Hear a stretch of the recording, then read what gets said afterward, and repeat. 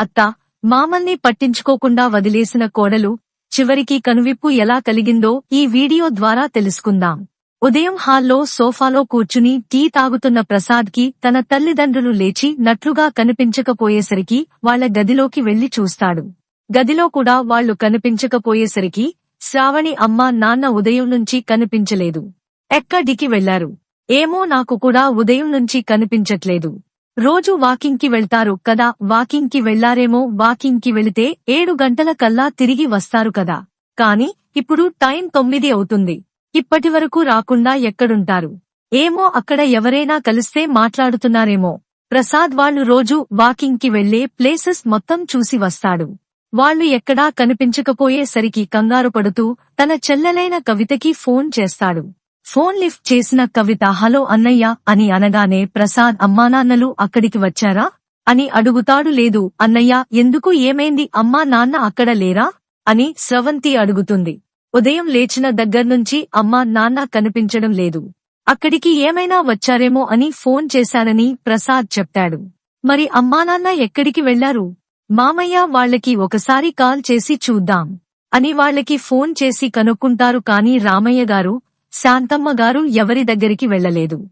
ప్రసాద్, కవిత కంగారు పడుతూ వెతుకుతూ ఉంటారు. ఇంతలో ప్రసాద్ కి ఒక ఫోన్ వస్తుంది. ఫోన్ లిస్ట్ చేసి హలో అంటాడు. అవతల నుంచి హలో, మేము అనాథాశ్రమం నుంచి మాట్లాడుతున్నాం. మీరు రామయ్య గారి కొడుకు ప్రసాద్ గారేనా అని అడిగారు. అవును, కాని అనాథాశ్రమం నుంచి నాకెందుకు ఫోన్ చేశారు అని అడుగుతాడు. ప్రసాద్, మీ అమ్మానాన్న ఇక్కడే ఉన్నారు. మాకు ఎవరూ లేరు. మమ్మల్ని ఆశ్రమంలో చేర్పించుకోండి అని అంటున్నారు. కాని ఎవరో ఒకరు సంతకం పెట్టకుండా చేర్చుకోమని చెప్పటంతో మీ నంబర్ ఇచ్చారు. మీరు వచ్చి సంతకం పెడితే వాళ్లను ఆశ్రమంలో చేర్పించుకుంటాము అన్నారు. అమ్మానాన్న అసలు అక్కడికి ఎందుకు వచ్చారు?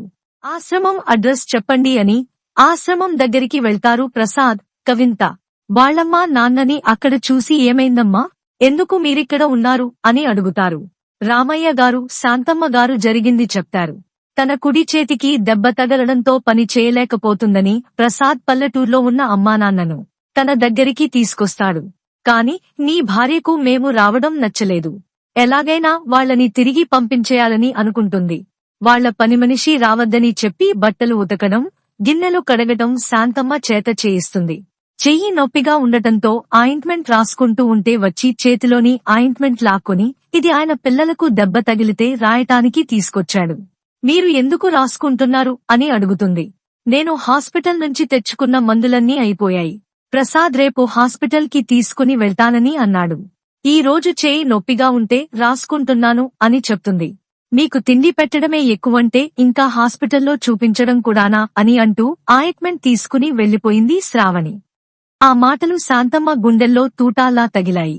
గతంలో కోడలు గర్భవతిగా ఉన్నప్పుడు వాళ్లమ్మకు ప్లేట్లెట్స్ పడిపోవటంతో తానే అన్నీ చేసింది. కాళ్లు వాస్తే కాళ్లకి ఆయిల్ రాయడంతో సహా అన్నీ తానే చేసింది. డెలివరీ టైంలో కూడా కోడలుతోనే హాస్పిటల్లో ఉండి దగ్గరుండి చూసుకుంది.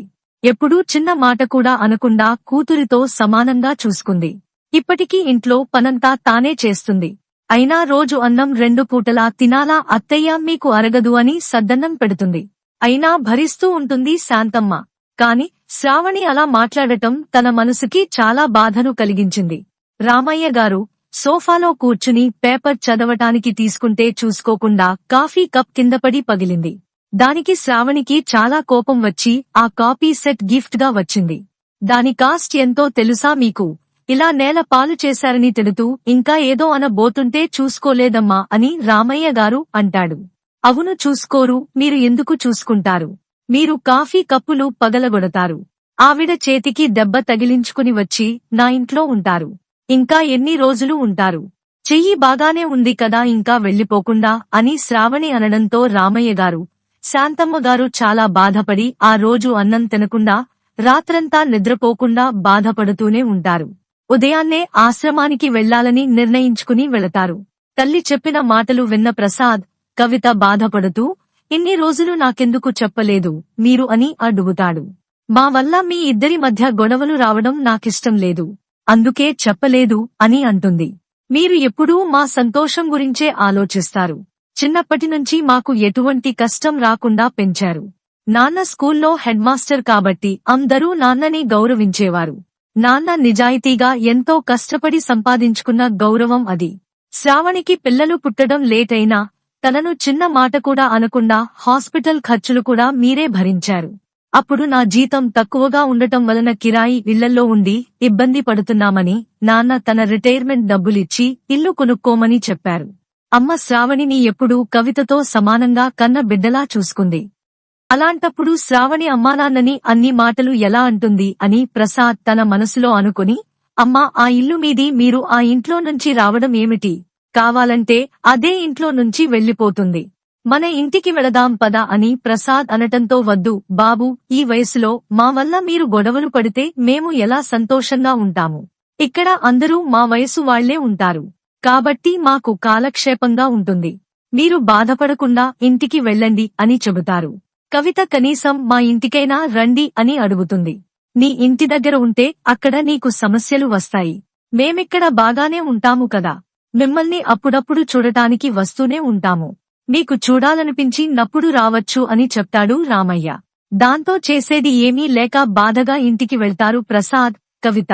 శాంతమ్మ, రామయ్య గార్లు అక్కడ ఉండటానికి కొన్ని రోజులు ఇబ్బంది పడినా తర్వాత అందరితో పరిచయాలు ఏర్పడ్డాక ఇద్దరూ ఒకరికి ఒకరు తోడుగా ఉంటారు.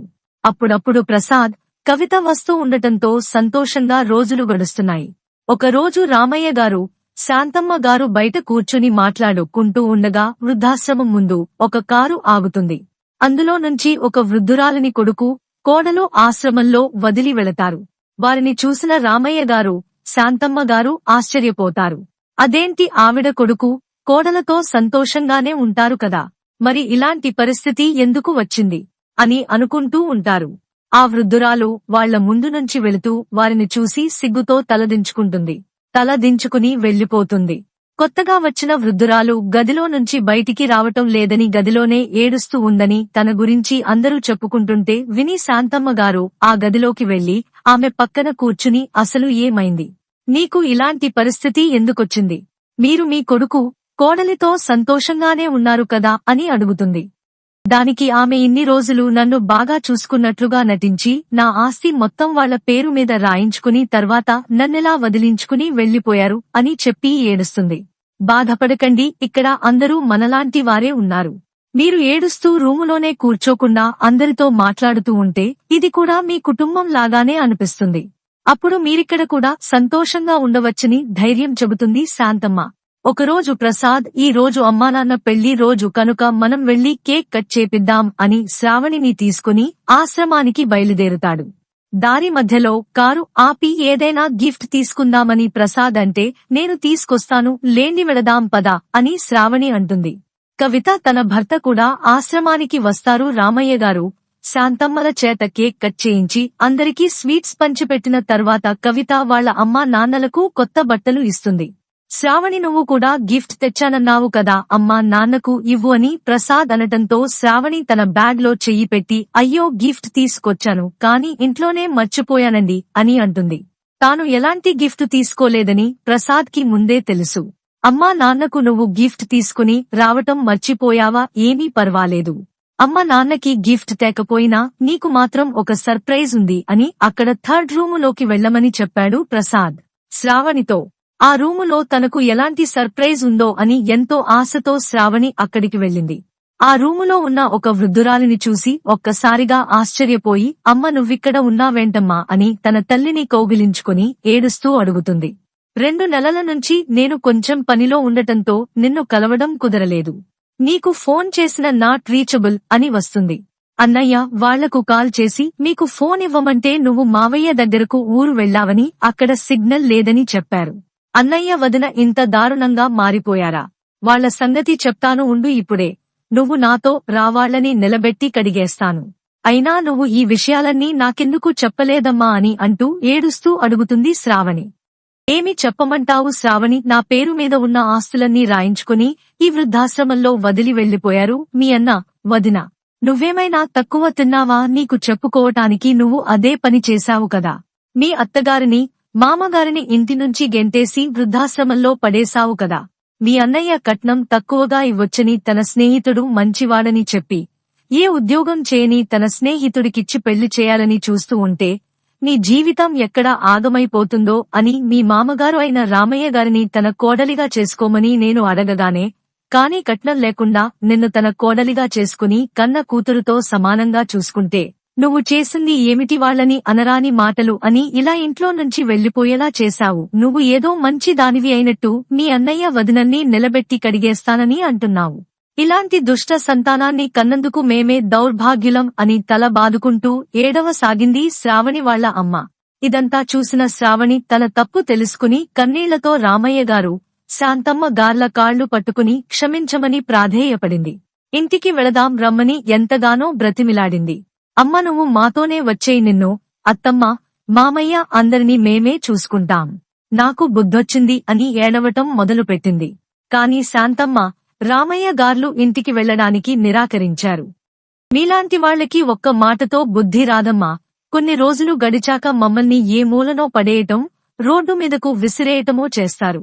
ఇప్పుడిప్పుడే మా గాయాలను మర్చిపోయి సంతోషంగా ఈ వృద్ధాశ్రమంలో మా తోటి వృద్ధులతో కలిసి కాలక్షేపం చేస్తూ సంతోషంగా ఉంటున్నామని రామయ్య గారు అనడంతో శ్రావణి రామయ్య గారి, శాంతమ్మ గారి కాళ్లు పట్టుకుని ఏడుస్తూ ఉండిపోవడంతో తన కళ్లలోని పశ్చాత్తాపాన్ని చూసిన శాంతమ్మ గారు, రామయ్య గార్లు కరిగిపోయి నిజమైన మార్పే అని గ్రహించి ఇంటికి వెళ్లడానికి ఒప్పుకుంటారు. తన గదిలోకి వెళ్లబోతున్న శ్రావణి వాళ్ల అమ్మని ఆపి శ్రావణి తన తప్పు తెలుసుకుని క్షమించమని అడుగుతుంది. తనని క్షమించి కుటుంబ విలువలు నిలబెట్టుకునే అవకాశమివ్వటం పెద్దవారిగా మన కర్తవ్యం అని, క్షమించి అవకాశం ఇద్దామని రామయ్య గారు, శాంతమ్మ గారు చెప్పింది విని శ్రావణి వాళ్ల అమ్మ తన కూతురు ఇంటికి వెళ్లడానికి ఒప్పుకుంటుంది. తరువాత తనని కూడా వాళ్లతో పాటు ఇంటికి తీసుకుని వెళ్తారు. ఇంటికి వెళ్లగానే మనవడు, మనవరాలు పరిగెత్తుకుంటూ వచ్చి వాళ్లని హత్తుకుపోతారు. వాళ్ల విలువ తెలుసుకుని శ్రావణి వాళ్లని దైవాంశ సమానులుగా చూసుకుంటూ చాలా సంతోషంగా ఉండసాగారు. ఈ వీడియో గనుక మీకు నచ్చినట్లయితే ప్లీజ్ లైక్ చేసి మీ ఫ్రెండ్స్ కి షేర్ చేయండి. అలాగే మా కొత్త వీడియోస్ మీకు వెంటనే చేరాలంటే మా ఛానల్ ని సబ్స్క్రైబ్ చేసుకుని పక్కనే ఉన్నటువంటి బెల్ ఐకాన్ ని ప్రెస్ చేయండి. ధన్యవాదములు.